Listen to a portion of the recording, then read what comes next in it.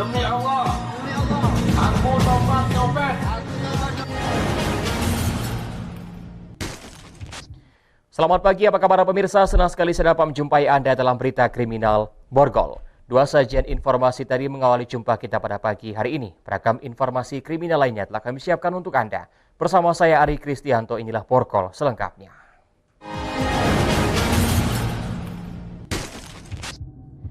Pemirsa, seorang tersangka jambret di kota Palembang bernasib sial usai berhasil mengambil handphone korbannya.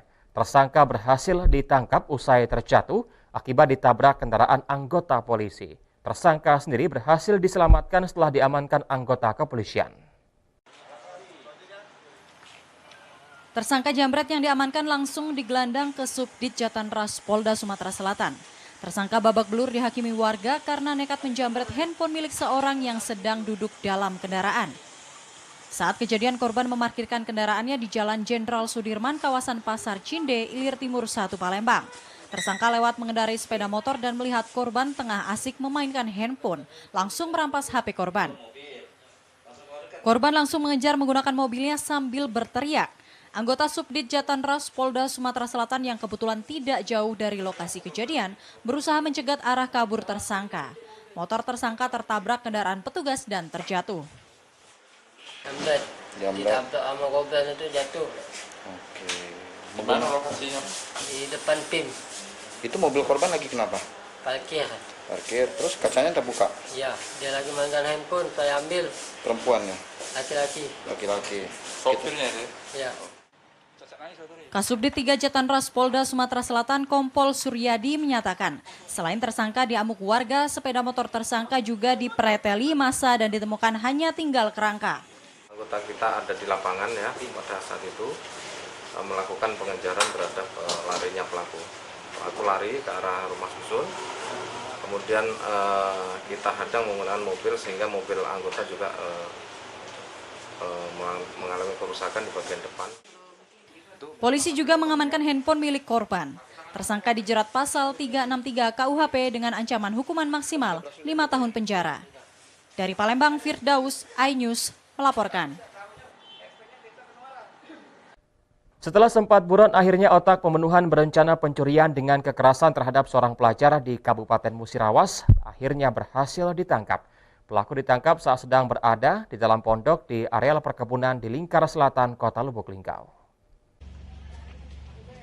Setelah sempat buron selama 2 pekan, Aditias Irwanda alias Wanda, pelajar warga Kecamatan Tugu Mulyo, Kabupaten Musirawas, otak pembunuhan berencana terhadap Abdi Hakim Perdana alias Dede, pelajar SMA, ditangkap Satuan Reserse Kriminal Polres Lubuk Linggau. Pelaku ditangkap petugas saat sedang berada di dalam sebuah pondok di areal perkebunan di kawasan Lingkar Selatan, Kelurahan Simpang Periuk, Kecamatan Lubuk Linggau Selatan 2, Kota Lubuk Linggau. Pelaku yang sempat melarikan diri ke Kabupaten Lahat ini kemudian kembali lagi karena terus dihantui korban. Kepala Satuan Reserse Kriminal Polres Lubuk Linggau, Ajun Komisaris Polisi Muhammad Ismail menyatakan, Wanda merupakan otak dari pembunuhan berencana terhadap korban bersama dengan Aldo yang lebih dulu diamankan polisi. Tim Macan Sareskrim Polres Lubuk Linggau alhamdulillah berhasil melakukan penangkapan terhadap pelaku utama kejadian perampokan disertai dengan pembunuhan terhadap korban Dede. Untuk tersangka atas nama Wanda berhasil kita amankan. Pelaku merupakan tetangga korban dan sudah berteman sejak SMP ini. Setelah kejadian pulang ke rumah dan ikut serta menemani orang tua korban mencari keberadaan korban. Pelaku nekat menghabisi nyawa korban karena terlilit hutang akibat sering bermain judi online. Kemana aku pergi Pak, selalu ada korban Pak. Pas kau pergi itu ngomong sama Wong tuh nak kemana? Tidak ngomong Pak, sebab kan aku paginya sekolah Pak, balik sekolah aku tinggal Pak. Polres Lubuk Linggau telah mengamankan 5 orang pelaku yang terlibat dalam pembunuhan berencana ini. Para tersangka terancam hukuman maksimal 20 tahun penjara atau hukuman mati. Dari Lubuk Linggau, Amri Wijaya, iNews melaporkan. Pemirsa, seorang buruh harian lepas di Kertapati Kota Palembang mengamuk hingga membacok tetangganya sendiri dengan menggunakan parang dan pisau. Penangkapan pelaku berlangsung dramatis karena pelaku yang masih membawa senjata tajam menolak untuk diamankan.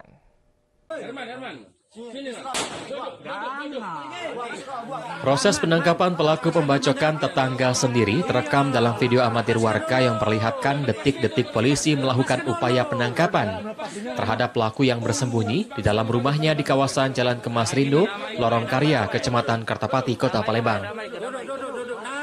Proses penangkapan pelaku berlangsung alot dan dramatis karena pelaku Eman 19 tahun menolak untuk menyerah. Polisi berusaha keras untuk membujuk pelaku agar menyerah dan melepaskan senjata tajam yang dibawanya. Namun tetap saja pelaku ragu untuk menyerah hingga polisi sempat beberapa kali melepaskan tembakan ke udara yang membuat pelaku akhirnya menyerahkan diri. Usai menyerahkan diri, pelaku langsung dibawa oleh tim Buser ke Polsek Kertapati Kota Palembang.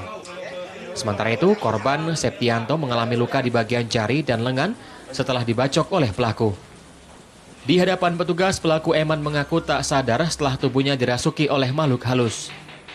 Lagi kerasukan, apa mana? Lagi kerasukan, makanya ini meledak, baru kali ini lah. Terus parangnya itu dapatnya dari mana? Dari rumah ini. Memang dibawa? Ada, bawa ada. Terus? Benar, main tanpa sadar langsung ke jingoan, langsung dibawa. Dari hasil pemeriksaan diketahui jika pelaku mengalami gangguan kejiwaan. Untuk itu polisi juga akan melakukan tes kejiwaan pelaku dengan membawanya ke rumah sakit jiwa. Dari Palembang, Muhammad David, iNews melaporkan. Pemirsa, usai jeda kami akan segera kembali dengan informasi tertangkap basah seorang copet di Pasar 16 Ilir mengaku bertobat. Demi Allah, aku tobat nyopet.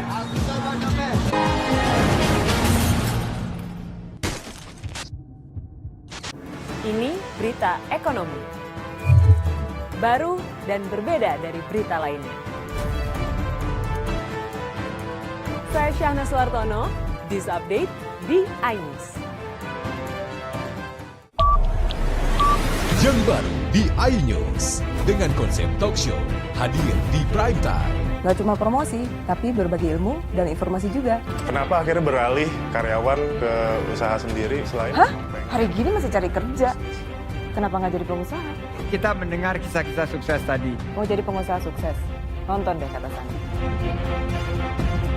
Kata Sandi, hanya di iNews. Selamat malam pemirsa. Bapak sadar nggak menggantikan seorang menteri yang sangat populer?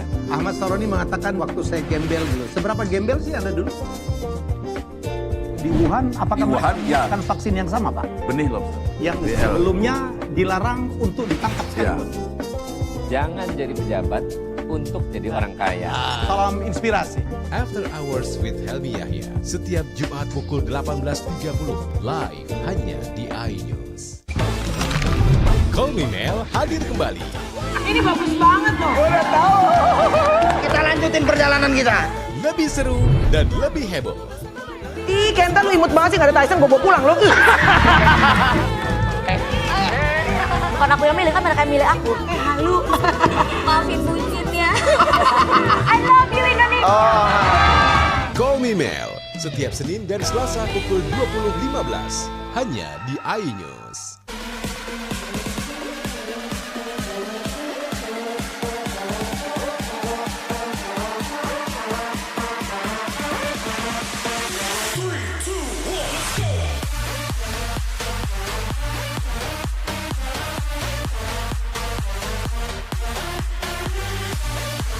Pukul 1 siang. Dengan warna baru. Pastinya lebih seru. Lebih keren. Dan lebih kepo. Intense Reborns hanya di iNews. Ini dia. Sandiaga Uno. Wow, ini luar biasa nih. Tips usaha berani mengambil resiko keluar dari zona nyaman. Buat anak-anak milenial, mereka harus proaktif, harus jemput bola. Kata siapa? Kata Sandi. Kata Sandi setiap Senin pukul 18.30 live hanya di iNews. Wah. Kayak Jawara nggak? Ini berita ekonomi. baru dan berbeda dari berita lainnya. Saya Syahna Suartono, This Update di iNews. Yang baru di iNews dengan konsep talk show hadir di prime time. Gak cuma promosi, tapi berbagi ilmu dan informasi juga. Kenapa akhirnya beralih karyawan ke usaha sendiri selain? Hah? Hari gini masih cari kerja. Kenapa nggak jadi pengusaha? Kita mendengar kisah-kisah sukses tadi. Mau jadi pengusaha sukses? Nonton deh Kata Sandi. Kata Sandi, hanya di iNews. Selamat malam pemirsa. Bapak sadar nggak menggantikan seorang menteri yang sangat populer? Ahmad Saroni mengatakan waktu saya gembel dulu. Seberapa gembel sih Anda dulu?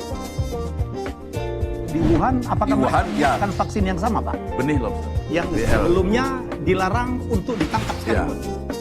Jangan jadi pejabat untuk jadi orang kaya. Salam inspirasi. After Hours with Helmi Yahya, setiap Jumat pukul 18.30, live hanya di iNews.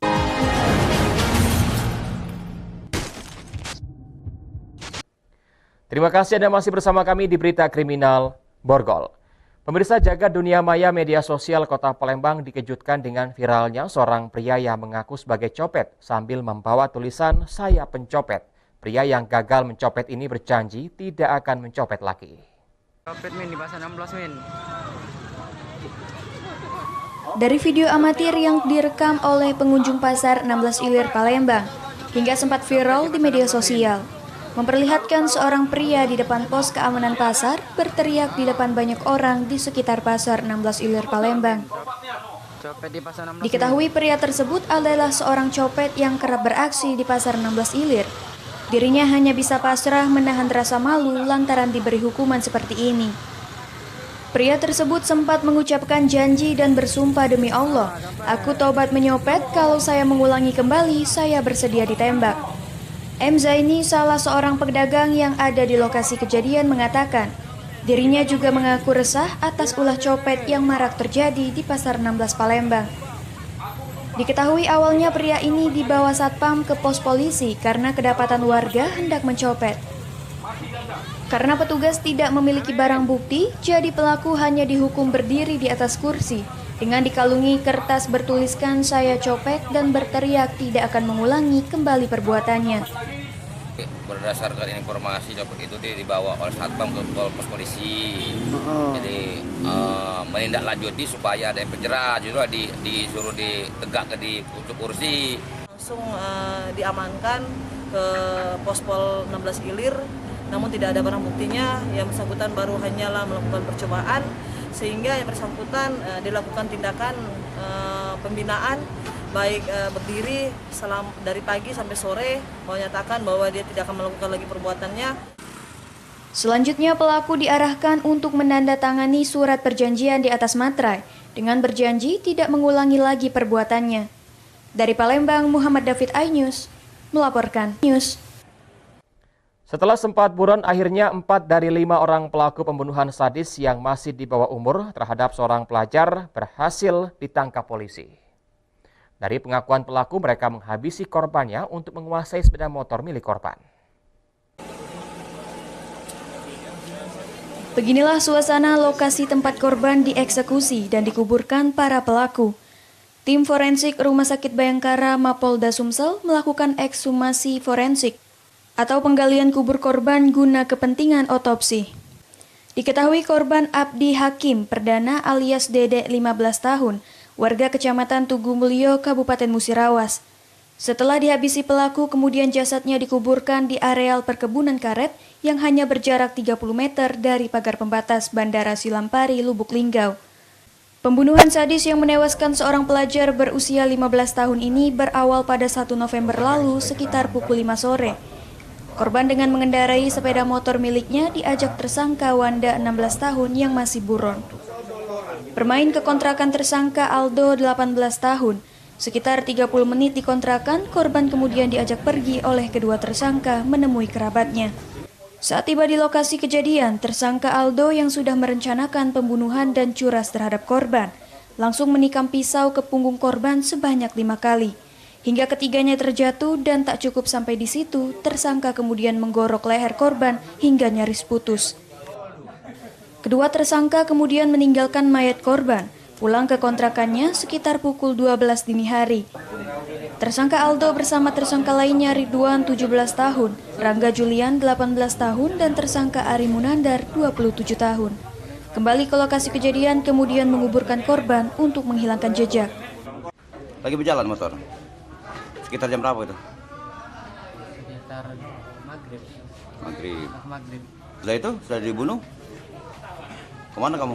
Kami tarik ke pinggir, Pak. Ke semak-semak. Dari penangkapan keempat tersangka, polisi berhasil mendapatkan barang bukti berupa 1 unit kendaraan roda 4 milik tersangka, 1 unit sepeda motor milik korban, 1 senjata tajam jenis pisau, 2 buah cangkul, 1 buah obeng, dan BPKB kendaraan. Kejadiannya itu pertama DPO kita atas nama WA mengajak tersangka Aldo untuk bertemu dan ke kosan Aldo. Kemudian setelah sampai di kosan Aldo, korban diajak inisial WA ini dengan Aldo untuk pergi ke rumah bibinya. Di tengah jalan, korban Dede ini langsung diikam dari belakang, kemudian disayat lehernya. Para pelaku akan dijerat menggunakan pasal berlapis, pasal 340, pasal 338, dan pasal 365 KUHP, dengan ancaman hukuman di atas 20 tahun kurungan penjara. Dari Lubuk Linggau, Amri Wijaya iNews melaporkan. Pemirsa, Satuan Unit Reskrim Polsek Kertapati Palembang berhasil meringkus 2 kakak beradik pelaku pembunuhan. Kedua pelaku ditangkap saat sedang berada di persembunyiannya di Desa Karangagung, Kabupaten Banyuasin. Dengan wajah tertunduk saat digiring unit Reskrim Polsek Kertapati Palembang, Kevin 21 tahun dan Chandra 23 tahun untuk mempertanggungjawabkan perbuatannya. Keduanya ditangkap petugas di persembunyiannya di Desa Karangagung, Kabupaten Banyuasin, karena telah melakukan pembunuhan terhadap Fran, warga Jalan Meranti, Kelurahan Kemas Rindu, Kecamatan Kertapati, Kota Palembang. Motif pembunuhan karena adanya dendam. Pelaku Chandra pernah menjadi korban penusukan oleh korban beberapa waktu lalu. Hanya karena korban tak terima ditegur oleh pelaku saat korban buang air besar di dekat pelaku. Pelaku yang merasa dendam tersebut akhirnya kembali bertemu korban yang tak jauh dari rumah pelaku. Sehingga pelaku menganiaya korban dengan senjata tajam jenis pedang dan pisau ke arah kepala dan sekujur tubuh korban yang mengakibatkan korban tewas di lokasi kejadian. Pelaku 2 orang, peristiwanya terjadi pada tanggal 28 Oktober. Melalui serangkaian penyelidikan dan pengejaran tertangkap 2 pelaku dan sudah diambil pelaku berikut dengan barang bukti yang disita 2 bilah senjata tajam. Atas perbuatannya, pelaku akan dijerat menggunakan pasal 340 KUHP dengan ancaman 20 tahun penjara atau seumur hidup. Dari Palembang, Muhammad David iNews melaporkan. Pemirsa, usai jeda kami akan segera kembali dengan informasi aksi pencurian sepeda motor di Masjid Al-Ihsan terekam kamera pengintai CCTV. Kami akan segera kembali.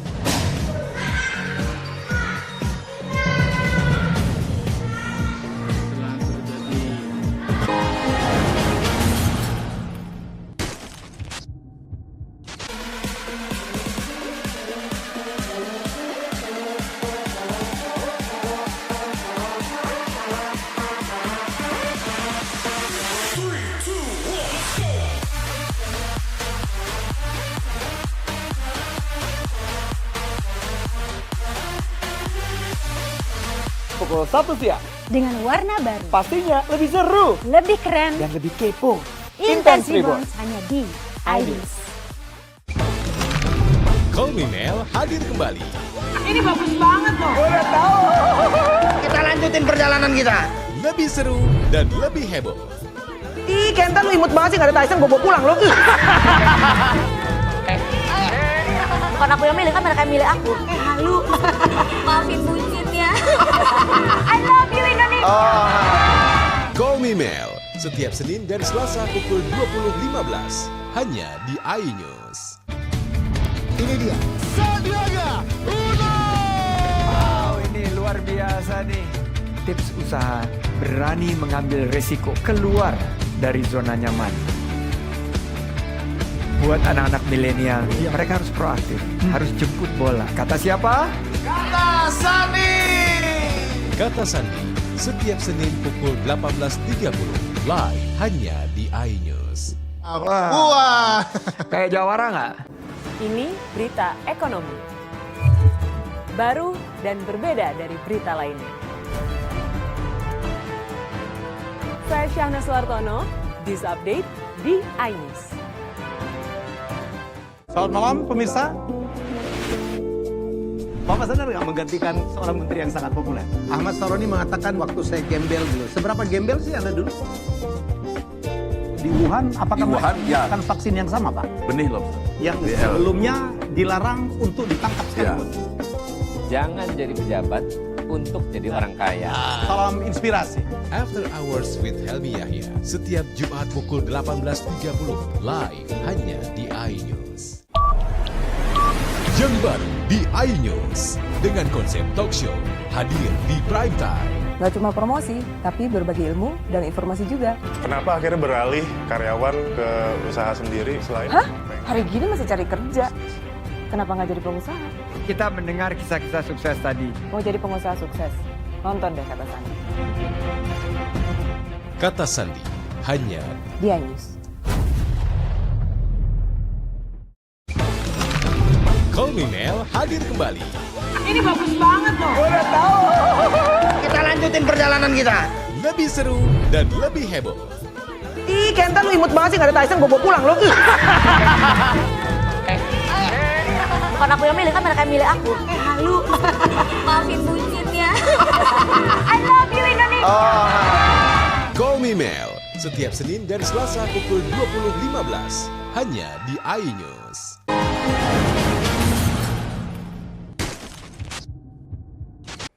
Anda masih bersama kami di Berita Kriminal Borgol. Pemirsa, aksi pencurian kendaraan bermotor di parkiran masjid di Kota Palembang terekam kamera pengintai atau CCTV. Sedikitnya sudah 6 kali jamaah Masjid Al-Ihsan kehilangan sepeda motor saat sedang melaksanakan sholat. Rekaman kamera CCTV memperlihatkan dua pelaku curanmor memasuki area parkir Masjid Al-Ihsan, Jalan Peternakan Raya, Sukabangun 1, Kecamatan Sukarami, Palembang. Pelaku yang duduk di depan sepeda motor langsung turun dan mendekati motor korban, sementara rekannya bertugas mengawasi lokasi sekitar. Kedua pelaku sengaja beraksi di saat jemaah sedang melaksanakan sholat zuhur berjamaah. Aksi curanmor ini bahkan viral di media sosial karena aksi pelaku terekam jelas kamera pengintai yang dipasang di masjid. Ridwan, salah satu pengurus Masjid Al-Ihsan, menyatakan kedua pelaku mengenakan masker penutup wajah sehingga sulit untuk dikenali meski terekam kamera CCTV. Ya, terekam CCTV, pokoknya maling ini pakai helm kacu itu, tutup itu. Dua deh. Kok pakai helm, sikap tutup. Marbot Masjid Al-Ihsan Wani menyatakan sudah 6 kali kehilangan sepeda motor di masjid ini. Korban terakhir adalah seorang sales marketing perbankan yang sedang melaksanakan sholat zuhur berjamaah. Kejadian curanmor ini lebih kurang 6 kali sudah kejadian. Jadi yang terakhir ini pas waktu sholat zuhur sekitar jam 12-an. Warga berharap kepolisian sektor Sukarami Palembang segera menindaklanjuti laporan warga agar pelaku segera ditangkap. Dari Palembang, Firdaus, iNews melaporkan. Setelah buron selama 5 tahun, akhirnya pelaku pembunuhan karena persenggolan sepeda motor diborgol polisi. Dari tangan pelaku, petugas berhasil mengamankan sebilah pisau dan pakaian yang digunakan pelaku untuk melakukan tindak kejahatan. Dengan wajah tertunduk saat digiring unit reskrim Polrestabes Palembang, Ardi Pasda 35 tahun yang bekerja sebagai buruh harus mempertanggungjawabkan perbuatannya. Pelaku ditangkap petugas lantaran pelaku telah melakukan pembunuhan terhadap korbannya Andi Yusuf, warga Jalan Sitraman Jaya, Kecamatan Ilir Timur 2, Kota Palembang. Kejadian ini sendiri terjadi di Jalan Salim Batubara, Kecamatan Kemuning, Kota Palembang. Saat itu korban dan pelaku bersenggolan sepeda motor yang mengakibatkan keributan yang berujung terjadinya penusukan yang dilakukan oleh pelaku hingga korban meninggal dunia. Pelaku nekat menusuk korban dengan senjata tajam. lantaran kesal terhadap korban yang telah memukul kepalanya saat keributan mulut terjadi. Melihat korban terjatuh bersimbah darah, pelaku pun kabur melarikan diri ke daerah Batu Raja. Pelarian pelaku pun berakhir setelah unit Reskrim Polrestabes Palembang berhasil mengamankan pelaku. Penganiayaan yang mengakibatkan seorang meninggal dunia. Jadi awal mulanya terjadi kecelakaan lalu lintas yang mana antara korban dan tersangka ini saling mengadu. Atas perbuatannya pelaku dijerat pasal 338 KUHP dengan ancaman 20 tahun penjara. Dari Palembang, Muhammad David, iNews melaporkan. Pemirsa, hanya dalam satu pekan Satreskrim Polrestabes Palembang menangkap sebanyak 28 orang pelaku tindak kejahatan curat, curas, dan curanmor. 5 orang diantaranya diberi tindakan tegas terukur karena melawan dan kabur saat akan ditangkap. Menindaklanjuti 17 kasus laporan dari masyarakat yang telah melapor ke Polrestabes Palembang dan di Polsek Kota Palembang. Satuan Reskrim Polrestabes Palembang menangkap 28 orang pelaku yang sering membuat resah masyarakat Kota Palembang. Para pelaku tersandung kasus diantaranya curat, curas, dan curanmor. Dari tangan para pelaku, petugas mendapat. Pemirsa, informasi tadi mengakhiri jumpa kita pada pagi hari ini. Saya Ari Kristianto mewakili teman-teman yang bertugas mengucapkan terima kasih atas kebersamaan Anda dan tetap waspada.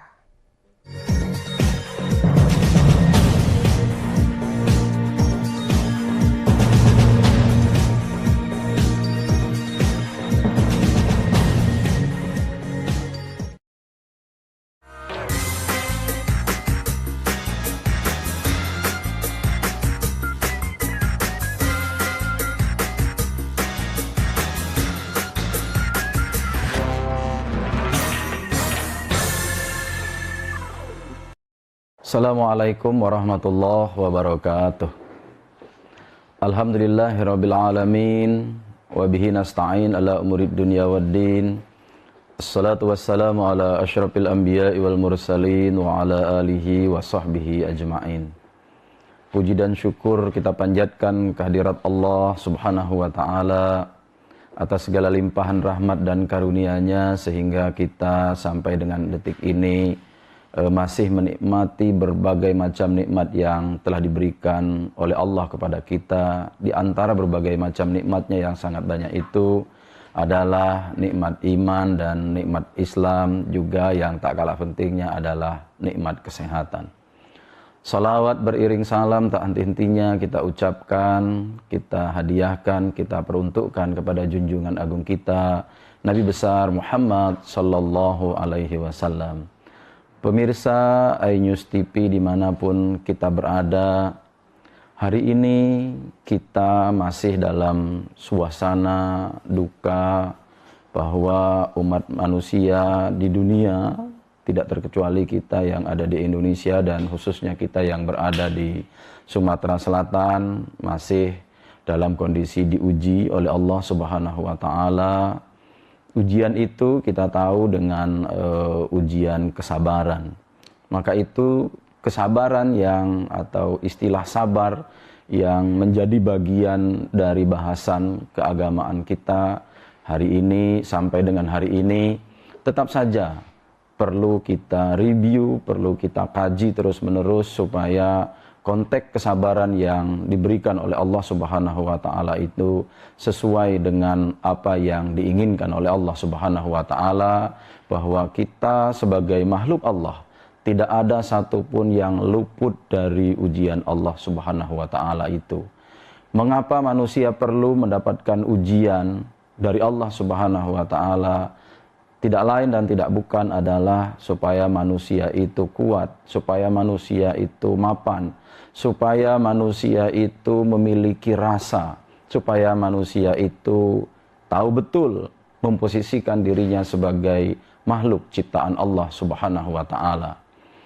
Pandemi COVID 2019 yang sampai hari ini masih menunjukkan tren angka meningkat, belum menurun, utamanya kita yang berada di daerah Sumatera Selatan Ini sebetulnya dalam bahasa agama perlu kita waspadai. Mewaspadainya adalah dengan cara mendekatkan diri kita masing-masing sebagai hamba Allah kepada Sang Khalik, yaitu Allah Subhanahu wa Ta'ala. Banyak sekali ayat Al-Quran yang membincang tentang persoalan sabar. Memang dari konteks jumlah, para ulama berbeda pendapatnya mengenai kata sabar yang dimuat oleh Allah Subhanahu wa Ta'ala dalam wahyunya, yaitu Al-Quran. Beberapa menyebutkan bahwa kata sabar itu berulang sampai 90 kali. Ada juga ulama yang mengatakan berulang kata sabar itu sampai 70 kali. Ada juga yang mengatakan 102 kali, ada yang 100 kali, ada yang 132 kali kata sabar itu berulang di dalam Al-Quran. Ini menunjukkan bahwa perihal sabar dengan banyaknya berulang dalam ayat Al-Quran yang jumlah keseluruhannya itu berjumlah 6.666 ayat.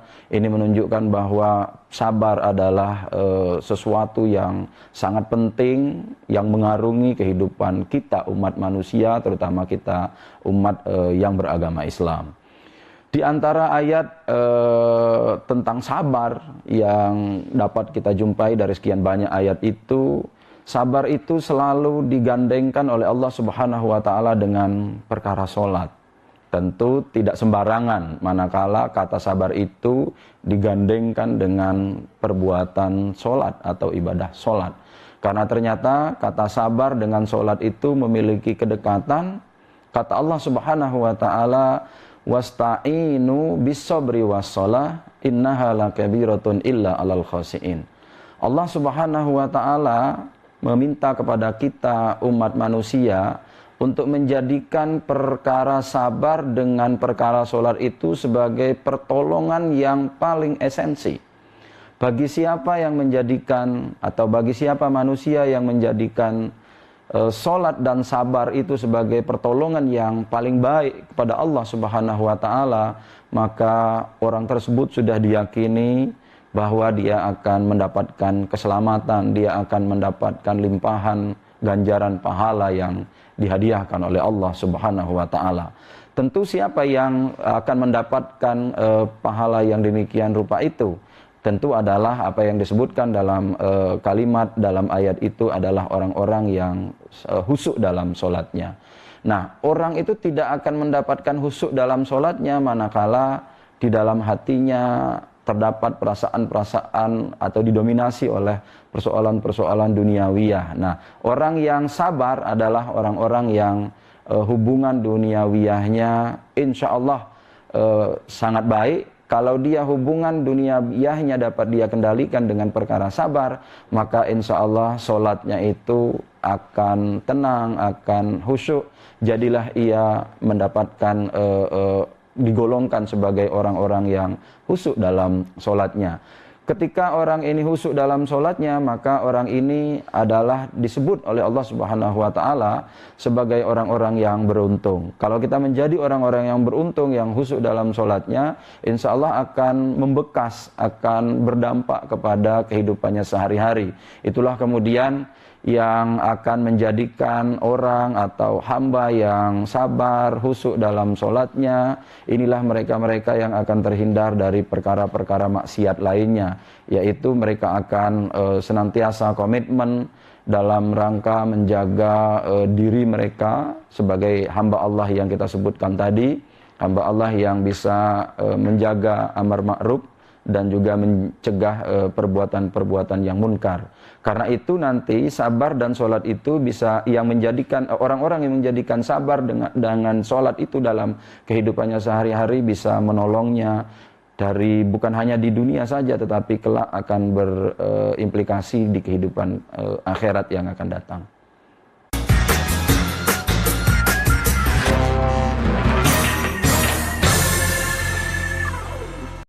Ini berita ekonomi.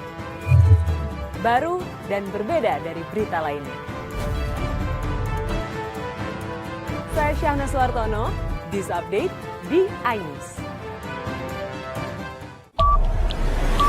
Yang baru di iNews dengan konsep talk show hadir di prime time. Nggak cuma promosi, tapi berbagi ilmu dan informasi juga. Kenapa akhirnya beralih karyawan ke usaha sendiri selain... Hah? Hari gini masih cari kerja. Kenapa nggak jadi pengusaha? Kita mendengar kisah-kisah sukses tadi. Mau jadi pengusaha sukses? Nonton deh Kata Sandi. Kata Sandi, hanya di iNews. Selamat malam pemirsa. Bapak sadar nggak menggantikan seorang menteri yang sangat populer? Ahmad Saroni mengatakan waktu saya gembel dulu. Seberapa gembel sih Anda dulu? Di Wuhan, apakah menggunakan vaksin yang sama, Pak? Benih loh. Yang sebelumnya dilarang untuk ditangkap sekarang. Jangan jadi pejabat untuk jadi orang kaya. Salam inspirasi. After Hours with Helmi Yahya, setiap Jumat pukul 18.30, live hanya di iNews. Call Me Mel hadir kembali. Ini bagus banget loh. Udah tahu. Kita lanjutin perjalanan kita. Lebih seru dan lebih heboh. Ih, Kenta lu imut banget sih, gak ada Tyson, gue bawa pulang lo. Bukan aku yang milih, kan mereka yang milih aku. Halu. Maafin bucinnya. I love you Indonesia. Call Me Mel, setiap Senin dan Selasa pukul 20.15, hanya di iNews.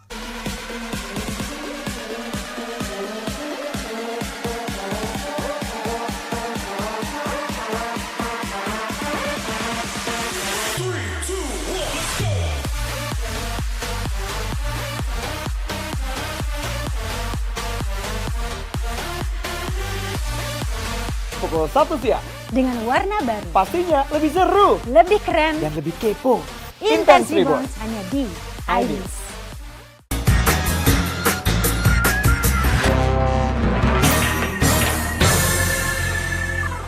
Pun kita berada, ternyata ada banyak cerita yang bisa kita ambil iktibar tentang perkara orang-orang yang sabar. Ada banyak contoh yang bisa kita pelajari dari peristiwa umat masa lalu, bahwa orang-orang sabar itulah yang akan menuai keberuntungan.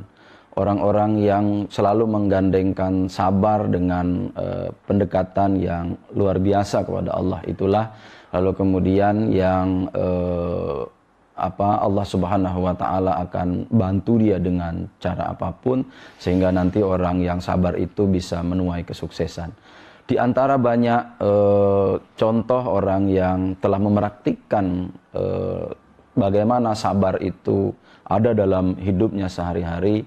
Misalnya dalam Qasasul Quran ada dikisahkan bahwa salah seorang hamba Allah yang arif, yang bijaksana, yang taat kepada Allah Subhanahu wa taala, di mana dalam kehidupannya sehari-hari dia hanya hidup berdua dengan ibunya, yang ibunya ini dalam kondisi lumpuh, kondisi ibunya buta.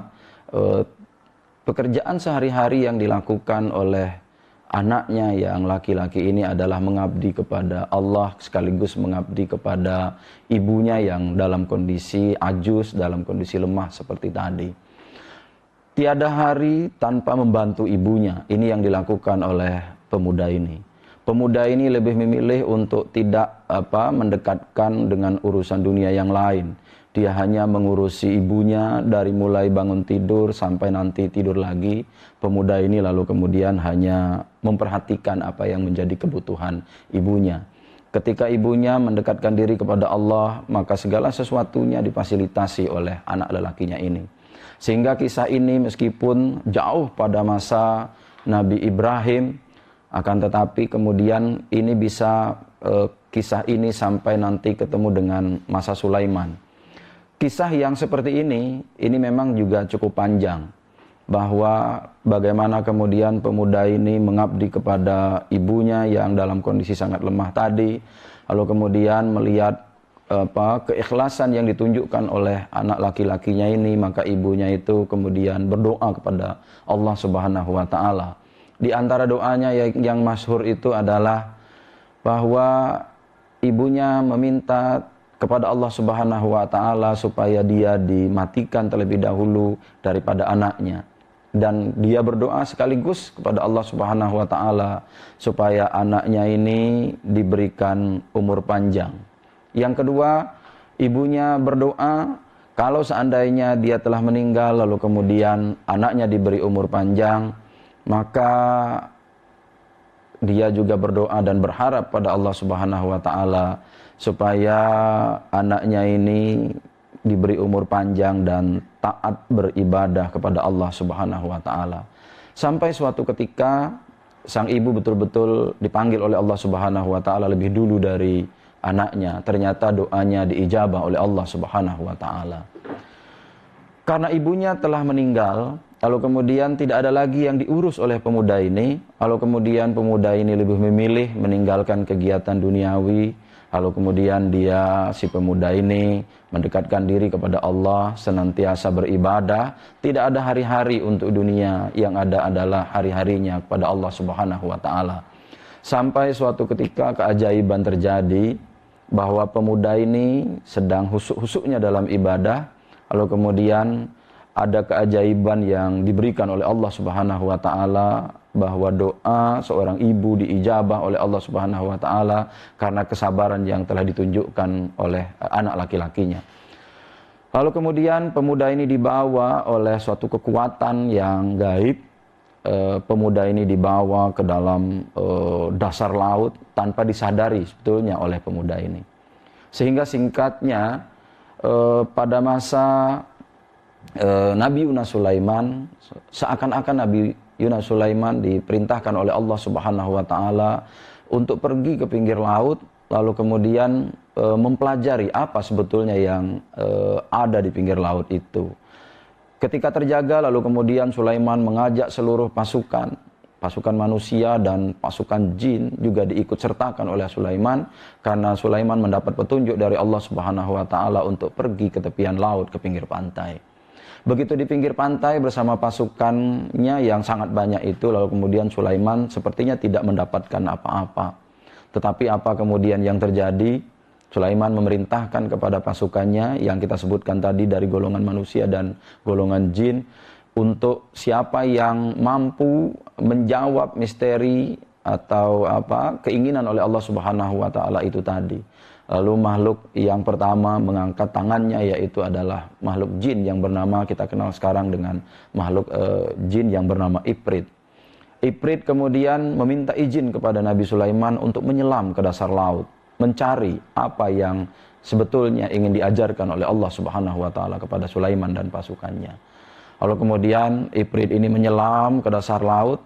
Lama sekali dia menyelam, ketika timbul dia lapor kepada Sulaiman bahwa dia tidak mendapatkan apa-apa.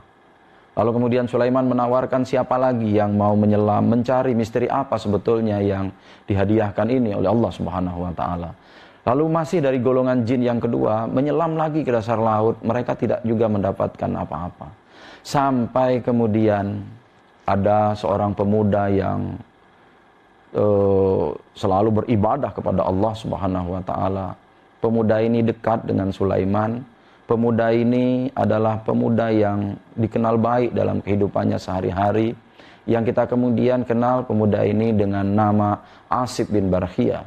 Asib bin Barhiyah kemudian minta izin kepada Nabi Sulaiman, "Wahai Nabi Allah, kalau tadi golongan jin menyelam, jin yang pertama, jin yang kedua menyelam, mengitari dasar laut, lalu kemudian mereka menyerah, tidak mendapatkan apa-apa. Maka kali ini kami dari golongan manusia, saya akan menyelam ke dasar laut untuk melihat sebetulnya apa yang diwahyukan oleh Allah Subhanahu wa taala kepada Nabi Yunus Sulaiman."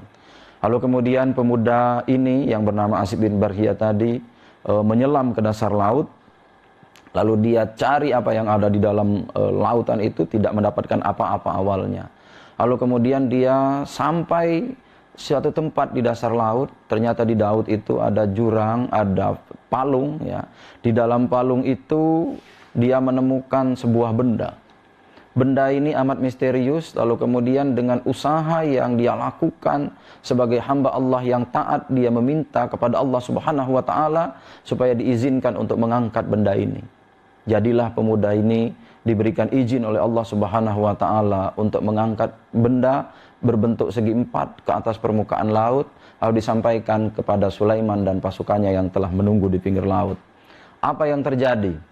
Kita kemudian bisa menyaksikan pemuda ini diminta oleh Sulaiman untuk membuka apa yang ada di dalamnya. Ternyata begitu pintunya dibuka, seorang laki-laki yang posisinya berdiri, kita menduga bahwa laki-laki ini sedang beribadah kepada Allah Subhanahu wa taala. Lalu kemudian pemuda ini keluar, diizinkan oleh Sulaiman, lalu Sulaiman bertanya kepada pemuda ini, apa sebetulnya yang terjadi? Sehingga Allah Subhanahu wa taala memerintahkan saya untuk pergi ke pinggir laut, lalu mencari misteri, dan misteri itu saya bertemu dengan Anda.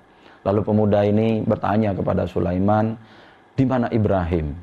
Begitu ditanya seperti itu, kagetlah Sulaiman. Ternyata pemuda ini hidupnya pada masa Ibrahim. Kalau kita hitung-hitung sudah berapa generasi? Ada Ibrahim, Lut, Ismail, Ishak, dan selanjutnya sampai kepada Nabi Ibrahim dalam rentang waktu yang cukup panjang. Lalu pemuda ini ditanya lagi oleh Nabi Yunus Sulaiman, apa sebetulnya yang terjadi dan menyebabkan Anda dari masa Ibrahim sampai kepada masa saya, Anda masih diberikan umur panjang oleh Allah Subhanahu wa taala. Pemuda ini menjawab, dan inilah pengajaran, lesson learned kepada kita semua, bahwa kalau kita dekat kepada Allah Subhanahu wa taala, segala sesuatu yang tidak mungkin bisa saja menjadi mungkin. Contohnya di pemuda ini. Pemuda ini yang ketika kondisinya kita ceritakan seperti tadi, masih seperti sedia kala, belum menua usianya, tampak fisiknya masih sehat-sehat saja. Lalu pemuda ini bercerita kepada Sulaiman bahwa sesungguhnya saya ketika pada masa Nabi Ibrahim itu hidup hanya 2 orang saja, saya dan ibu saya. Kondisi ibu saya yang sudah sangat lemah itu, lalu kemudian saya mengabdi kepada ibu saya, lalu kemudian tidak ada pekerjaan lain. Dengan sabar saya merawat ibu saya, sampai akhirnya ibu saya meninggal. Tetapi memang ada doanya itu hanya 2 saja, yaitu bahwa saya diberikan umur panjang dan taat atau beribadah kepada Allah Subhanahu wa taala. Barangkali itu yang bisa mempertemukan saya dengan Tuhan, karena Tuhan Sulaiman bisa bertemu dengan saya dalam hal-hal kondisi yang seperti ini. Sampai kemudian singkat ceritanya, Sulaiman menawarkan kepada pemuda ini supaya pemuda ini ditawarkan untuk memilih untuk hidup bersama Sulaiman atau hidup kembali seperti sedia kala. Pemuda ini memilih untuk hidup seperti sedia kala. Lalu diperintahkan oleh Sulaiman kepada Asif bin Barhia untuk membawa pemuda ini ke palung laut seperti semula. Jadilah pemuda ini, barangkali sampai sekarang pemuda ini masih diberikan izin oleh Allah Subhanahu wa taala umur panjang dan hidup dalam kondisi yang seperti ini. Ini iktibar untuk kita, kalau kita sabar dalam hal apapun, sekecil apapun, persoalan-persoalan sabar ini adalah persoalan yang menurut hemat kita perlu kita pelajari lebih jauh. Sabar dan sholat menurut hemat kita adalah sesuatu yang bukan sesuatu yang biasa. Sabar dan sholat yang digandengkan dalam ayat Al-Quran itu adalah perkara yang luar biasa yang sampai sekarang perlu kita pelajari, perlu kita cari rahasianya. Mudah-mudahan sabar dan sholat ini bisa kita dapatkan melalui peristiwa yang seperti ini.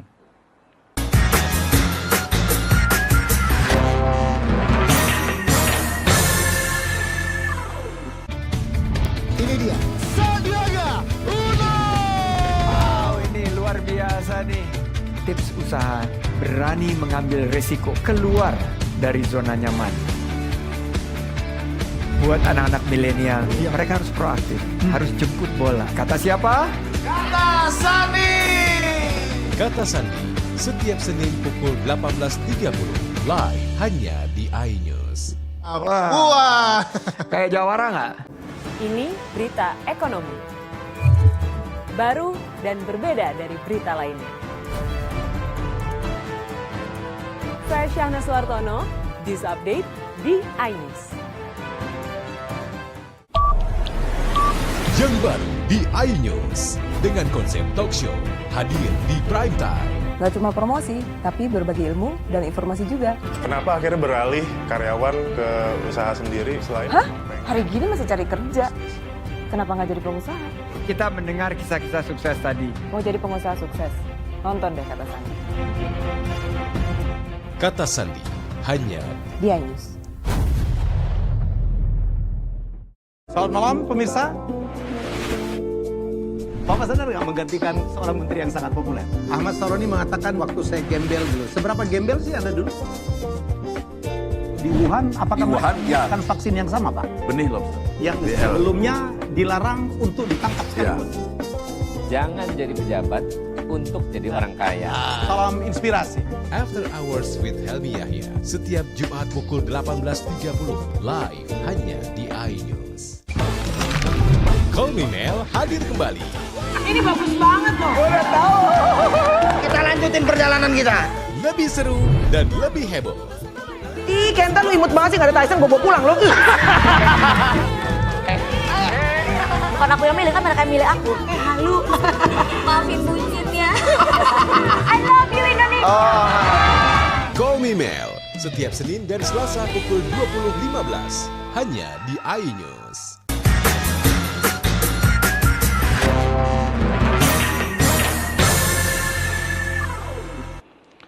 Perkara sabar dalam kondisi pandemi seperti sekarang ini adalah sesuatu yang sangat niscaya.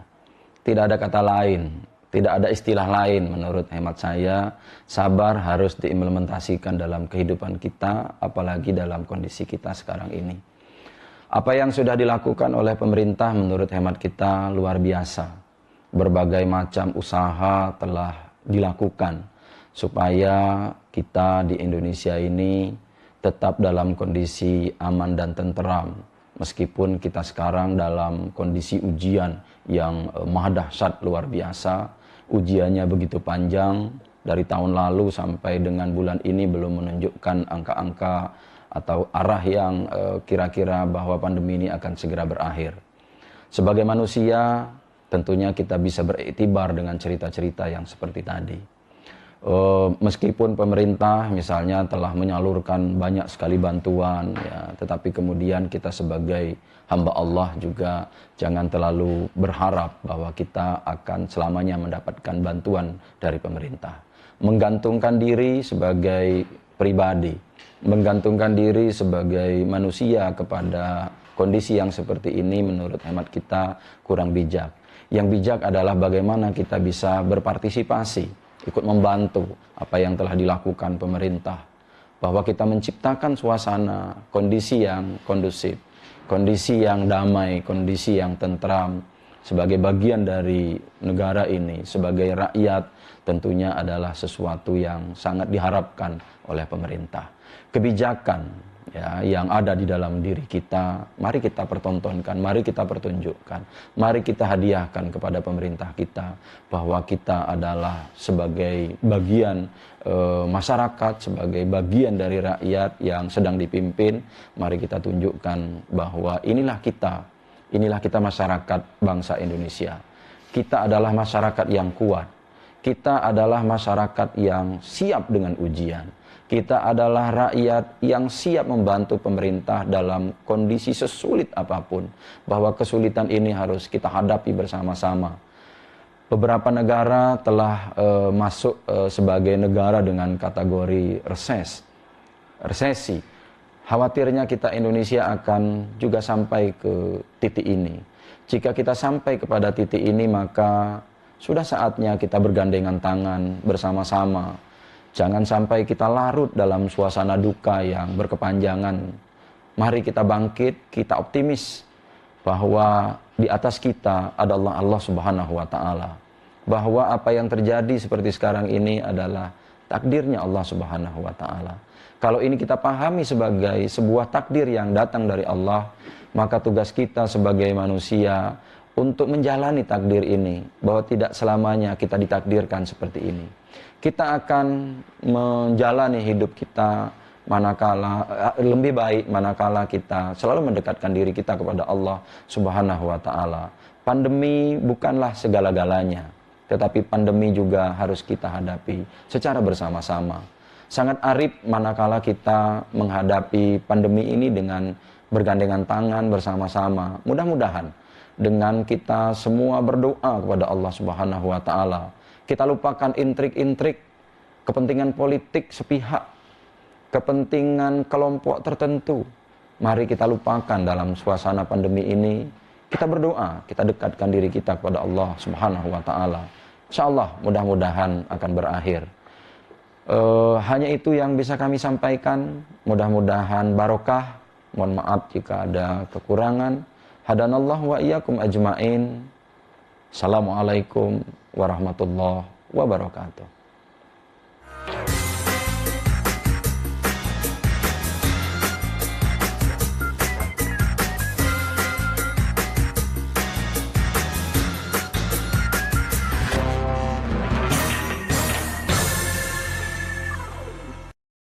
Selamat malam pemirsa.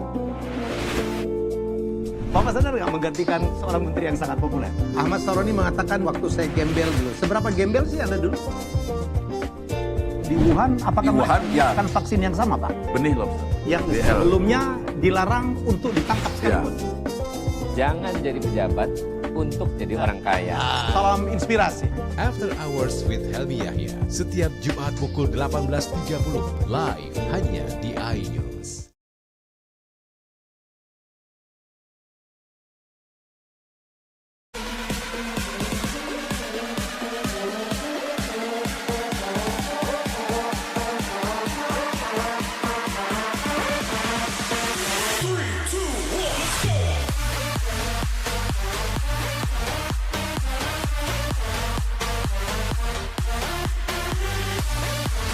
Pukul 1 siang. Dengan warna baru. Pastinya lebih seru. Lebih keren. Dan lebih kepo. Intense Reborns hanya di iNews. Ini dia. Sandiaga Uno. Wow, ini luar biasa nih. Tips usaha berani mengambil resiko keluar dari zona nyaman. Buat anak-anak milenial, mereka harus proaktif, harus jemput bola. Kata siapa? Kata Sandi. Kata Sandi, setiap Senin pukul 18.30, live hanya di iNews. Wah.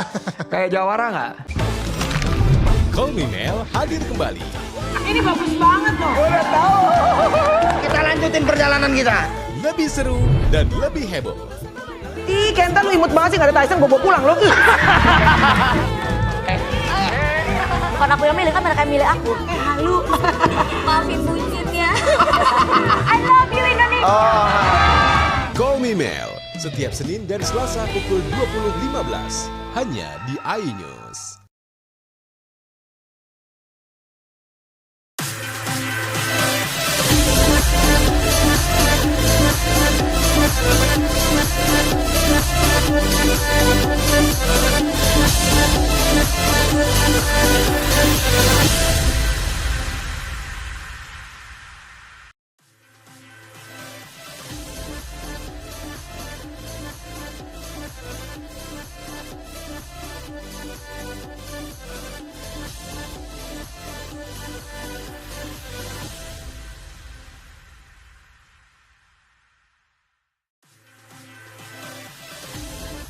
Sandy, bocah 12 tahun warga Batu Raja hilang misterius. Gubernur Sumatera Selatan perhatikan penuh pertanian dan infrastruktur. Lahan pembuangan sampah disulap menjadi kebun toga.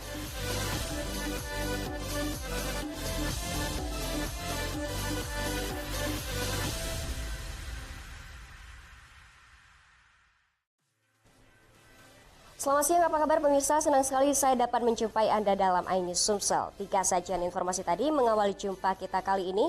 Beragam informasi menarik lainnya kami siapkan untuk Anda. Bersama saya Salwatu Sadia, inilah iNews Sumsel selengkapnya.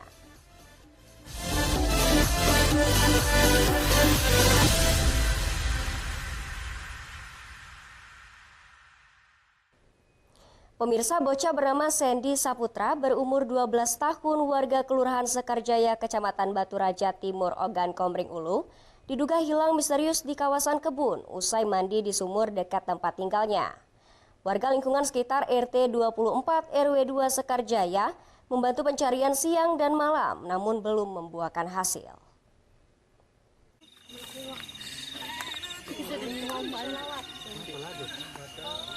Warga lingkungan RT 24 RW 2 Kelurahan Sekarjaya sejak beberapa hari terakhir digegerkan hilangnya bocah berumur 12 tahun bernama Sendi Saputra. Anak dari pasangan Kasmidi dan Umul hilang hingga 16 hari.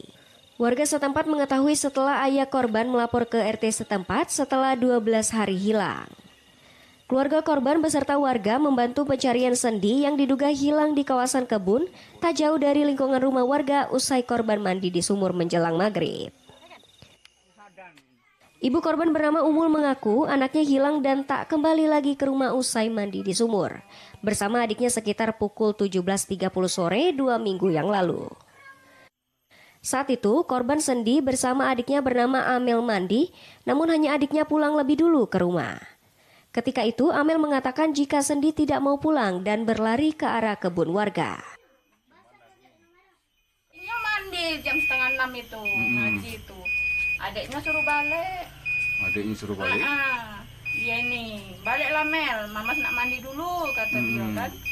Nah, dia ini namanya budak, nungguin Mamasnya. Katanya aku disuruh balik, malah Mamasnya berlari ke pucuk, Mak, katanya. Berlari ke sana? Iya, berlari ke pucuk ke Ubian itu kan. Sini sumur, ada jalan naik kita situ. Nah, situlah dia. Balik. Sebelum itu tak kati apa kena marah dia kati. Saat ini warga terus berusaha mencari di kawasan hutan dan kebun baik secara langsung maupun melalui paranormal namun belum membuahkan hasil. Kejadian itu juga sudah dilaporkan keluarga korban ke aparat kepolisian. Dari Ogan Komering Ulu, Widori Agustino, iNews melaporkan. Sementara itu, tim BPBD Ogan Komering Ulu turut membantu pencarian Sendi Saputra, bocah berumur 12 tahun. Sendi diduga hilang usai mandi di sumur dekat rumahnya di Kelurahan Sekarjaya menjelang maghrib pada 5 November lalu. Tim BPBD membantu pencarian Sendi di kawasan kebun warga tak jauh dari sumur, tempat awal Sendi hilang usai mandi bersama adiknya menjelang maghrib 5 November lalu. Namun pencarian itu belum membuahkan hasil. Kepala BPBD Oku Amzar Kritova menyebutkan, saat pihaknya melakukan pencarian tidak ada tanda-tanda bocah itu hilang di kebun warga. Pencarian dilakukan 30 personil BPBD dibantu warga Sabtu pagi kemarin dengan melakukan pencarian dan menyisir kebun dan hutan di kawasan tersebut. Hasil sampai hari ini, siang ini, belum ditemukan. Berdasarkan laporan relawan, kalau itu memang hilang di lokasi, kecil kemungkinan. Kecil kemungkinan karena kondisi sudah banyak perumahan dan hutannya terbatas. Nah, ada kemungkinan juga anak hilang ini mungkin hilangnya bukan di sini. Atau bisa dia pergi ke suatu tempat yang kita belum tahu. Kasmidi, orang tua korban, mengaku anaknya hilang usai mandi bersama adiknya di sumur dekat rumah. Pihak keluarga sendiri telah melakukan pencarian, kemudian hari ke-12 memberitahu warga lain untuk meminta bantuan pencarian. Saat itu dia kemana itu? Dia mandi sama adik. Mandi sama adiknya. Itu setelah itu? Setelah itu adiknya suruh pulang sendiri. Dia kemana? Lari kemana itu? Dia kata adik itu udah sempat dia gitu. Dia jalan arah ke atas gitu. Baru naik sedikit aja arah jalan pintas. Hingga detik ini keberadaan bocah tersebut masih misterius. Selain aparat dan warga, untuk sementara tim BPBD Oku menghentikan pencarian. Dari Ogan Komering Ulu, Widori Agustino, iNews melaporkan. Pemirsa, baliho Habib Rizik Sihab di Jalan Ahmad Yani, Kecamatan Seberang Ulu 1 Palembang, dilepas petugas gabungan Satpol PP, TNI, dan Polri. Menurut petugas, pelepasan baliho lantaran dugaan melanggar etika sosial.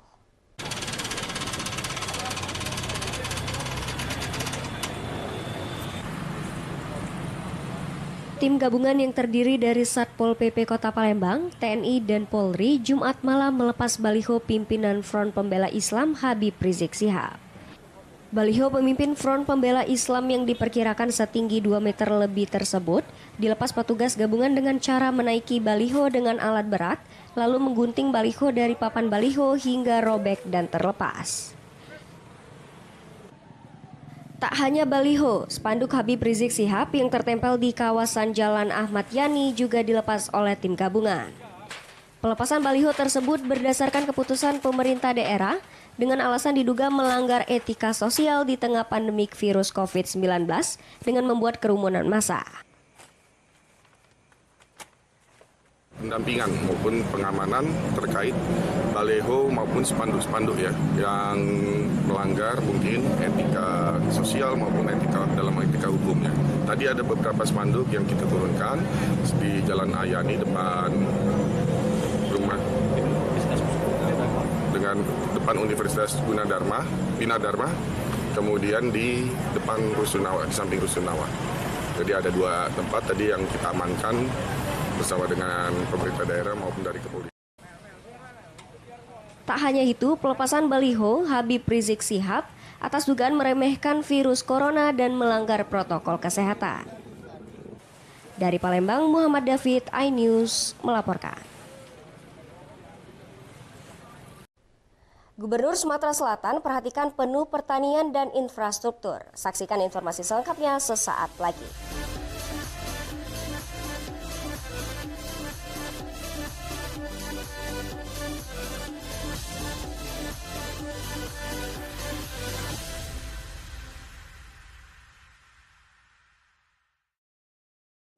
Ini berita ekonomi. Baru dan berbeda dari berita lainnya. Saya Syahna Suartono, This Update di iNews. Yang baru di iNews dengan konsep talk show hadir di prime time. Gak cuma promosi, tapi berbagi ilmu dan informasi juga. Kenapa akhirnya beralih karyawan ke usaha sendiri selain... Hah? Hari gini masih cari kerja. Kenapa nggak jadi pengusaha? Kita mendengar kisah-kisah sukses tadi. Mau jadi pengusaha sukses? Nonton deh Kata Sandi. Kata Sandi, hanya di iNews. Selamat malam pemirsa. Bapak sadar nggak menggantikan seorang menteri yang sangat populer? Ahmad Saroni mengatakan waktu saya gembel dulu. Seberapa gembel sih Anda dulu? Di Wuhan, apakah ya. akan vaksin yang sama, Pak? Benih lobster. Yang sebelumnya dilarang untuk ditangkap sekalipun. Jangan jadi pejabat untuk jadi orang kaya. Salam inspirasi. After Hours with Helmi Yahya setiap Jumat pukul 18.30 live hanya di iNews. Call Me Mel hadir kembali. Ini bagus banget loh. Udah tahu. Kita lanjutin perjalanan kita. Lebih seru dan lebih heboh. Ih, Kenta lu imut banget sih, gak ada Tyson, gue bawa pulang lo. Bukan aku yang milih, kan mereka yang milih aku. Halu. Maafin buncitnya. I love you Indonesia. Call Me Mel setiap Senin dan Selasa pukul 20.15 hanya di iNews.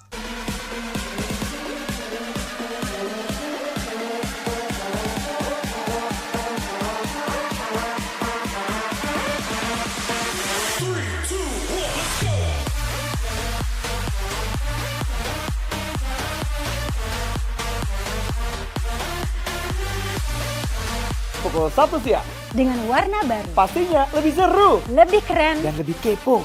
Intense Reborn hanya di iNews. Ini dia, Sandiaga Uno. Wow, ini luar biasa nih. Tips usaha, berani mengambil resiko, keluar dari zona nyaman. Buat anak-anak milenial, mereka harus proaktif, harus jemput bola. Kata siapa? Kata Sandi. Kata Sandi, setiap Senin pukul 18.30 live hanya di iNews. Wah. Kayak jawara nggak?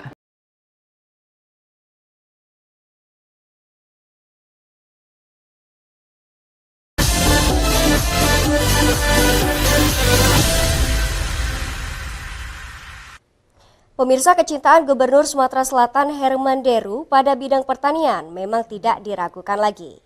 Herman Deru selalu memberikan semangat dan dukungan kepada para petani dan seluruh masyarakat Sumatera Selatan untuk semakin berkembang dan maju. Indonesia dengan anugerah alam yang subur sudah menjadi lumbung pangan dunia. Sementara Sumatera Selatan dengan hasil pangan berlimpah berada di posisi 5 penghasil pangan terbesar nasional. Tidak menutup kemungkinan dengan panen produksi gabah kering yang mencapai 9 ton per hektar, Sumatera Selatan segera menjadi juara 1 penghasil pangan khususnya beras di Indonesia. Target tersebut harus dibarengi dengan peraturan dari bupati setempat sehingga lahan yang ada dapat dimaksimalkan untuk pertanian dan tidak dialihfungsikan menjadi perumahan atau investasi lainnya. Herman Deru selalu berupaya menyemangati petani dengan turun langsung untuk ikut panen bersama di daerah-daerah. Karena walaupun lahan subur tersedia dan didukung alat pertanian modern, hasilnya tidak akan maksimal jika petani tidak semangat membajak sawah. Agar Sumsel dan Kabupaten bisa masuk 3 besar penghasil pangan terbesar nasional, Herman Deru tidak hanya berfokus kepada peningkatan produksi pertanian saja.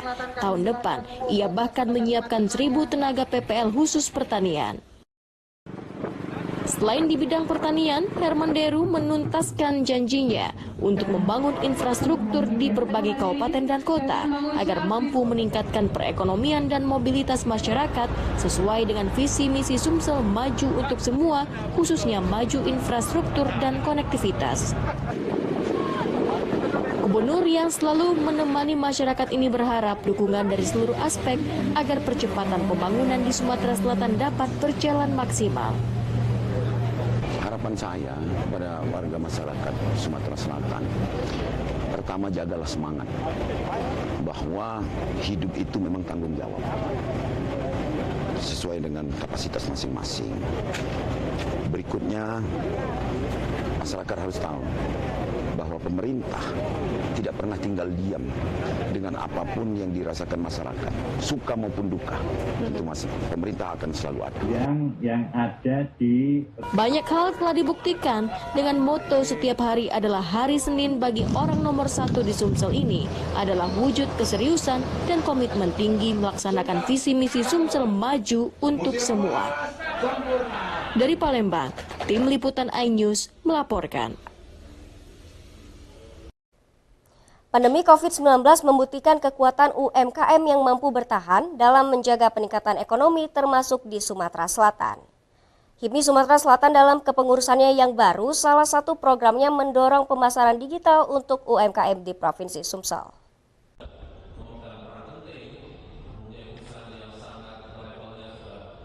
Dorongan pemasaran digital untuk UMKM terutama saat masa pandemi COVID-19 merupakan cara yang mampu mempertahankan UMKM menjaga kestabilan ekonomi terutama di daerah. HIPMI Sumsel pada kepengurusannya yang baru salah satunya program melakukan promosi gratis melalui media sosial bersama influencer memasarkan produk UMKM agar produk UMKM memiliki nilai. Ketua HIPMI Sumsel yang terpilih secara aklamasi dalam musda tersebut, Herman Syah Mastari mengatakan lembaga yang dipimpinnya akan menggeliatkan semua pengusaha, mulai UKM dan UMKM, agar mampu menguasai pasar nasional bahkan internasional. Untuk kepengurusan yang terbentuk melalui Musdalup ini bersifat definitif dan segera bekerja menggerakkan roda organisasi. Kita bermain di atas dan di bawah, artinya di atas itu kita bersinergi dengan pengusaha yang sudah makro, bentuknya sinergi dalam hal matching bisnis dan lain-lainnya. Untuk di bawah kita bermain di UMKM. UMKM kita akan libatkan UMKM terkait baik craft, kuliner serta UMKM kreatif biar bisa menjadikan HIPMI ke depan ini lebih baik. Harapannya UMKM yang ada di Sumatera Selatan ini bisa paling tidak menguasai pasar Sumsel dulu, nasional bahkan internasional kelas. Menyangga hasil Musdalup di dalam HIPMI secara mekanistik tidak ada ruang. Tidak ada ruang karena telah diterbitkan SK Karteker. Namun kalau mau ditempuh hal-hal lain yang di luar itu silakan. Itu silakan. Tapi bahwa di internal HIPMI nggak ada lagi ruang untuk menyanggah itu. Artinya langsung definitif gitu. Iya, langsung definitif. HIPMI harus menjadi organisasi milik semua pengusaha muda. Nggak boleh menjadi organisasi yang eksklusif. Dan pemerintah ada di belakangnya untuk menggiring ini menjadi wadah besar yang dapat memberikan pembinaan bagi seluruh pemuda yang berprofesi sebagai pengusaha. HIPMI Sumsel pada kepengurusan 2020-2023 juga menargetkan 1.000 anggota yang segera terrealisasi dalam waktu dekat dengan melibatkan BPC yang ada. Dari Palembang, Bambang Irawan, iNews melaporkan. Pemirsa, guna menjaga ketersediaan pangan, Kementerian Pertanian melakukan pengembangan melalui food estate di Ogan Komering Ilir.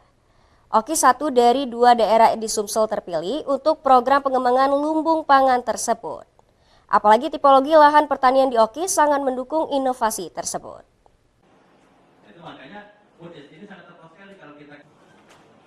Ditjen PSP Direktur Perluasan Perlindungan Lahan bersama Ditjen Tanaman Pangan serta Biro Perencanaan Wilayah melakukan kunjungan dengan Dinas KPTH dan leading sektor jajaran Pemkab Oki. Pertemuan ini membahas pengembangan food estate, yakni sinergitas petani menghalau tantangan pandemi COVID-19 dengan mengambil peluang secara komersialisasi dan konseptual.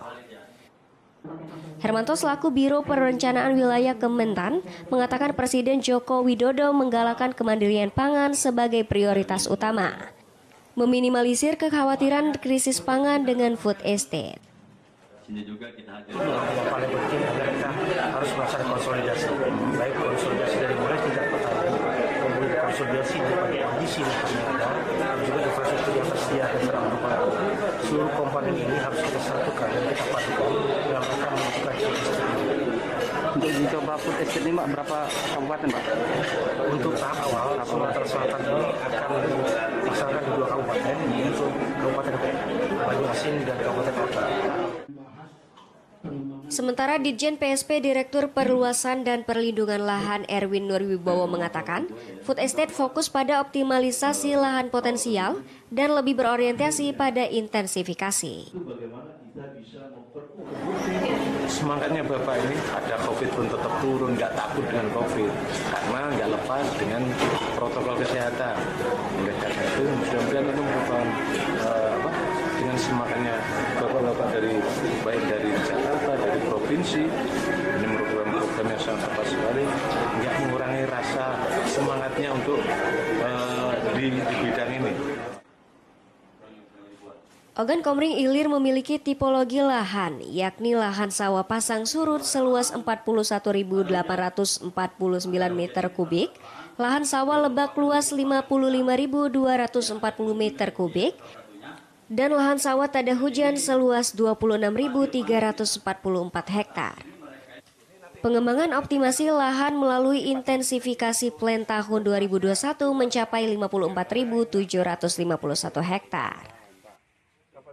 Dari Ogan Komering Ilir, Novan Wijaya, iNews melaporkan.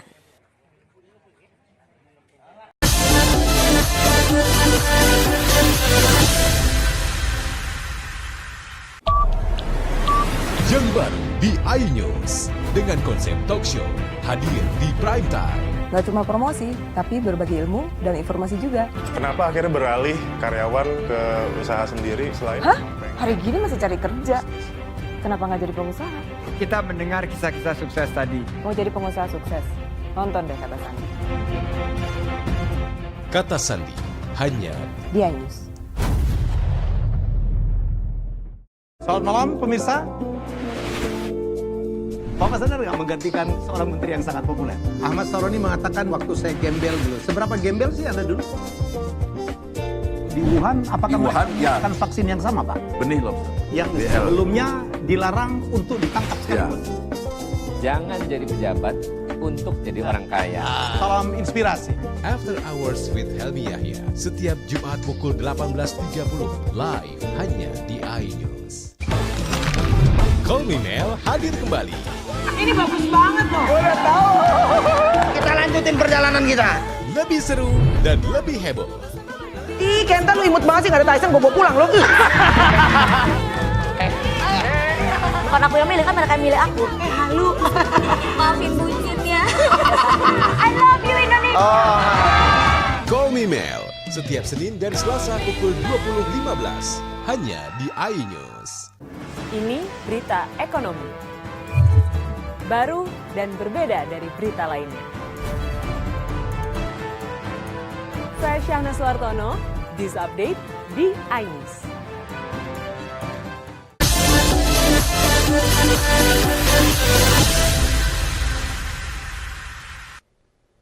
Pemirsa, Dewan Pimpinan Daerah Partai Perindo Kabupaten Musi Banyuasin menggelar konsolidasi dan edukasi politik bersama DPC di Kecamatan Babatoman. Pembekalan pendidikan yang diberikan diharapkan menciptakan kader-kader yang tangguh dalam berpolitik.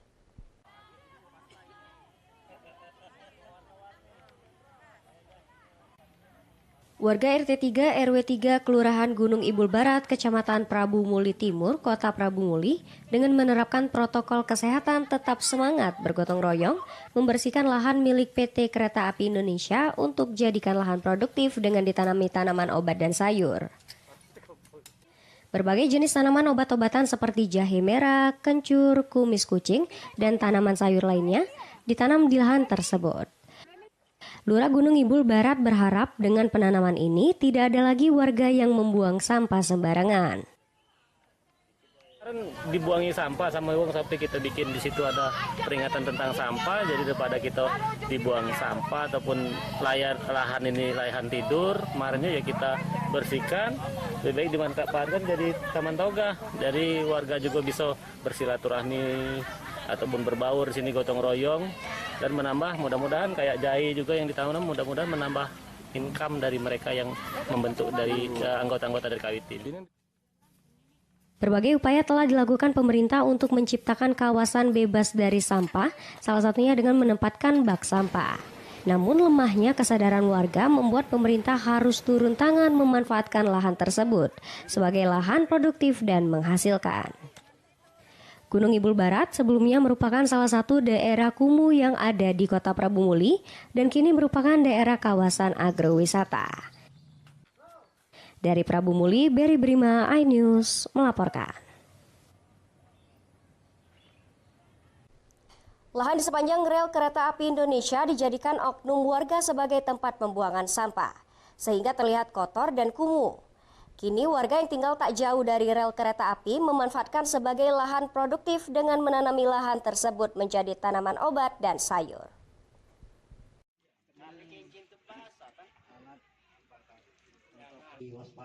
Dengan menerapkan protokol kesehatan, Dewan Pimpinan Daerah Partai Perindo Kabupaten Musi Banyuasin menjalin silaturahmi ke Dewan Pimpinan Cabang guna memberikan edukasi politik bersama warga di Desa Beruge, Kecamatan Babatoman, Musi Banyuasin.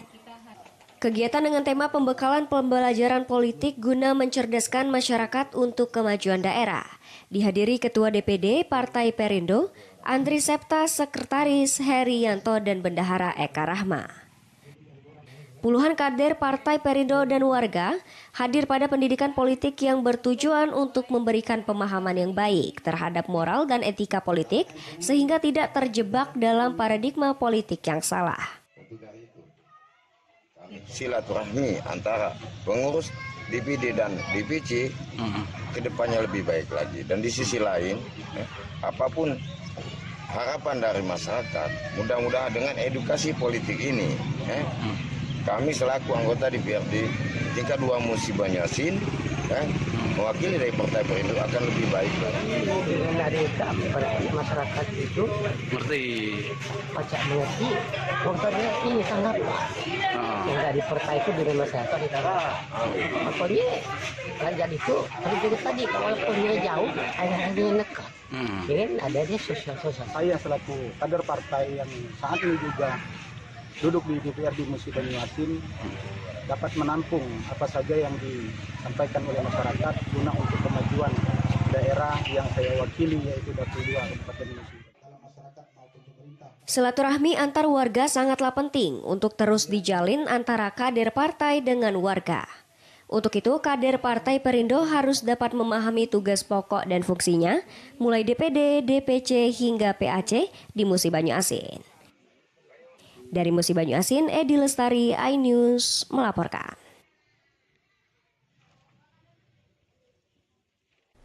Informasi tadi sekaligus mengakhiri iNews Sumsel hari ini. Saya Salwatu Sadia dan kru yang bertugas mengucapkan terima kasih atas kebersamaan Anda. Sampai jumpa.